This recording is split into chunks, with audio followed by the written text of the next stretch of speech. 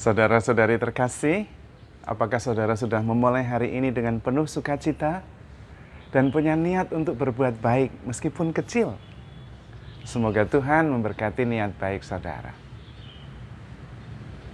Ada ungkapan dalam pepatah kuno yang mengatakan bahwa tragedi terbesar dari kehidupan manusia adalah membayangkan, memikirkan tentang taman yang penuh dengan bunga mawar yang indah di suatu tempat, entah di mana, kapan, kita tidak tahu. Tetapi tidak bisa menikmati satu kuntum bunga mawar di sebelah jendela.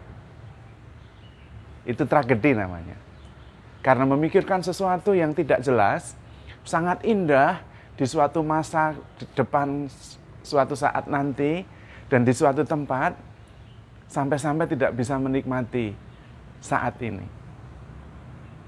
Ungkapan lain yang senada adalah, sungguh tragedi ketika kita terus-menerus berlari dan tidak pernah sampai.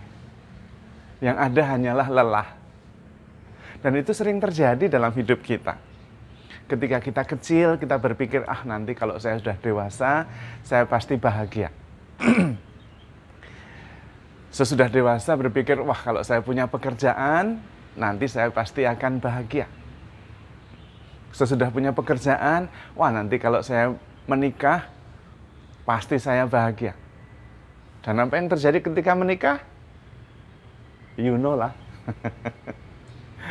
Dan kemudian ketika menikah, nanti kalau saya punya anak, saya akan bahagia. Ketika punya anak, nanti kalau anak saya udah besar-besar, dewasa, saya akan bahagia. Sesudah anaknya besar-besar, sendirian lagi. Dan kepingin, nanti kalau saya udah pensiun, saya pasti nyaman, tenang. Akhirnya terlambat. Itulah tragedi. We always running, tetapi never arrive. Kita selalu berlari, tapi tidak pernah sampai. Dan itulah tragedi terbesar dari hidup manusia.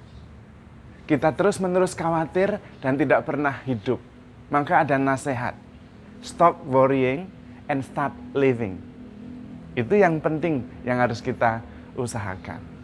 Lalu bagaimana supaya kita bisa sampai, tidak berlari terus?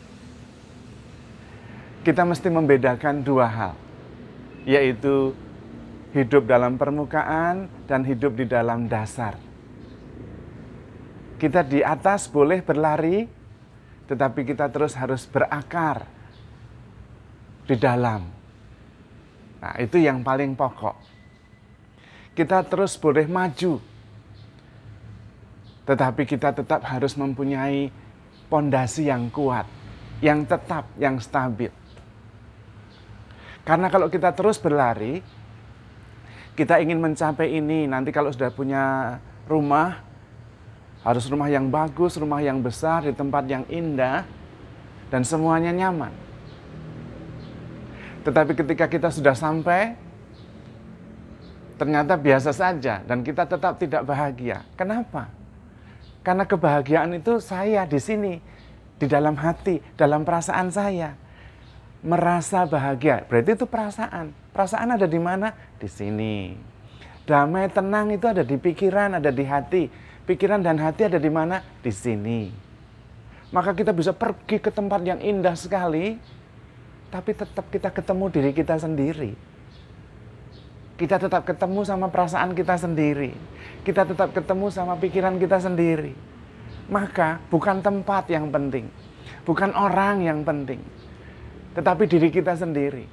Kalau kita nyaman dengan diri sendiri, bisa menerima diri apa adanya, ya kita nyaman di mana-mana. Itu yang disebut dengan sudah sampai. Bukan berarti bahwa kita tidak berusaha, bukan. Ini masalah permukaan. Kita bekerja dan itu tetap penting. Contohnya begini. Saya tinggal di sebuah tempat kampung yang kumuh dan ribut sekali. Saya tidak nyaman. Maka perlu pindah ke suatu tempat yang tenang, yang nyaman. Itu juga penting. Tetapi itu permukaan. Jangan lupa yang di dalam, itu maksudnya. Kalau yang di dalam dilupakan, sudah pindah di tempat yang nyaman, yang tenang, yang indah, tetap saja galau karena dalamnya nggak diperhatikan. Itu maksudnya.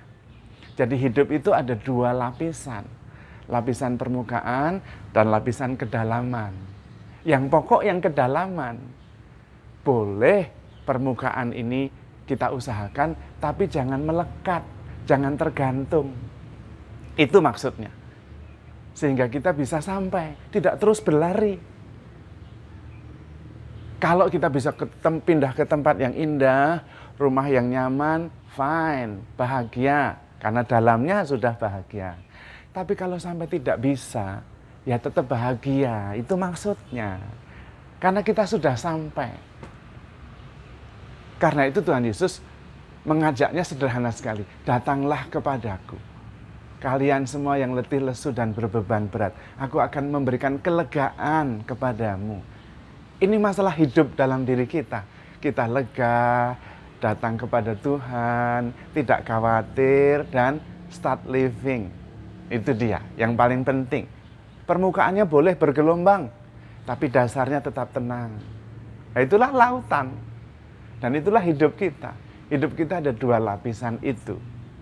Maka kita penting sekali. Tidak hanya memperhatikan apa yang ada di permukaan, tetapi mengakar pada pondasi yang jauh lebih kokoh, yaitu Tuhan. Karena itu Daud dalam Mazmur 27 ayat 4 mengatakan begini, inilah yang kumohon kepada Tuhan, inilah yang kuminta, diam di rumah Tuhan sepanjang hidupku, menikmati kemurahannya dan menyaksikan rumahnya. Itu dia maksudnya, itu dasarnya. Bukan berarti Daudnya mau tinggal terus seumur hidup di bait Allah, bukan. Tetapi dia mengakar dan tinggal di dalam Tuhan. Sehingga apapun permukaan yang terjadi, dia tetap nyaman. Karena dia tidak melekat pada apa yang ada di permukaan. Dia lebih besar dari apa yang ada di permukaan. Nah, kita juga sama. Kita boleh mencintai seseorang, tetapi jangan tergantung. Itu maksudnya, detachment. Kita boleh mengharapkan sesuatu, tetapi kalau tidak terpenuhi, kita tidak kecewa. Karena kita sudah sampai. Sehingga kita tidak terus berlari dan tidak pernah sampai. Tragedi itu namanya. Maka dalam situasi apapun, kita perlu membangun relasi dengan Tuhan dan berakar di dalam Tuhan. Dimanapun juga kita berada. Karena itu Tuhan Yesus menjanjikan kepada kita satu hal. Immanuel, aku akan menyertai kamu dimanapun sampai akhir zaman. Karena yang paling penting bagi kita adalah hidup di hadirat Tuhan. Dimanapun kita berada di hadirat Tuhan. Dan cukup dengan Tuhan. Mungkin ilustrasi ini bisa membantu. Ada seorang pemuda yang bermimpi bahwa dia akan menemukan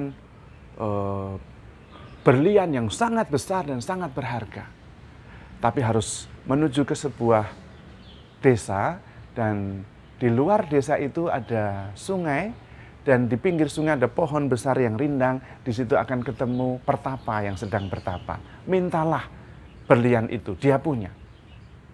Maka ketika bangun dia langsung pergi ke tempat yang ditunjukkan di dalam mimpi. Dan benar di bawah pohon seorang pertapa sedang bertapa. Karena itu dia bangunkan. Maaf pertapa, saya tadi malam mimpi Anda punya berlian besar dan saya harus memintanya untuk menjadi milik saya. Dan pertapa itu membuka mata, senyum, dan dia mengambil sesuatu dari kantongnya. Dan dia tunjukkan berlian besar yang sangat indah dan sangat mahal harganya. Dan pertapa itu mengatakan, oh batu ini, kasih. Wah, anak muda itu senang sekali. Dan dia jalan pergi, lalu dia berhenti. Dan dia kembali menemui pertapa itu. Dan kemudian dikembalikan berliannya. Loh, kenapa kamu kembalikan? Saya tidak mau batu ini. Saya mau hatimu yang bisa mengikhlaskan berlian yang begitu berharga itu. Seolah-olah sekedar batu saja. Nah, itu maksudnya. Kita hidup di kedalaman. Pertapa itu mengerti apa yang berarti. Yaitu hati yang lebih kaya, lebih besar daripada berlian. Sehingga berlian pun sekedar batu. Berlian adalah simbol hidup di permukaan. Pertapa adalah simbol hidup di kedalaman.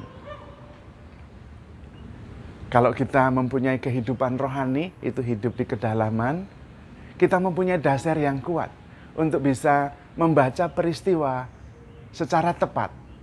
Sehingga kita tidak terus-menerus dikendalikan oleh apa yang ada di permukaan. Kita bisa mencintai, tapi tidak tergantung. Kita bisa berelasi, tetapi tidak mengharapkan kebahagiaan dari orang yang kita punya relasi. Tetapi kebahagiaan itu ada di dalam. Syukur kalau yang kita cintai itu ngerti. Kalau enggak, kita pun sudah bahagia dengan mencintai. Happy in loving. Kalau dia mengerti dan kemudian juga menghargai, bisa membalas cinta kita, itu bonus. Kalau tidak, saya sudah bahagia. Karena mempunyai kehidupan yang kuat di kedalaman. Bukan hanya hidup di permukaan terus. Kalau hidup di permukaan terus, kita mengejar terus dan tidak pernah sampai. Kita perlu bahagia dengan diri sendiri. Menerima diri apa adanya. Kita punya kebaikan, punya juga keburukan. Jadi kalau kita baik ya tidak menjadi sombong. Kalau kita merasa jelek dan berdosa juga tidak hancur. Karena toh Tuhan menebus kita orang berdosa ini. Tabib datang untuk orang sakit, bukan untuk orang sehat. Anak manusia datang untuk mengampuni, bukan untuk menghakimi. Nah, karena itu penting juga hidup rohani, hidup di kedalaman. Dan hidup di kedalaman itu artinya hidup di hadirat Tuhan sepanjang masa. Seperti permohonan Daud dalam Mazmur 27 ayat 4. Diam di rumah Tuhan seumur hidupku. Terus menerus hidup di hadirat Allah. Dan itu sudah cukup karena kita melekat berakar pada Tuhan sang sumber sendiri.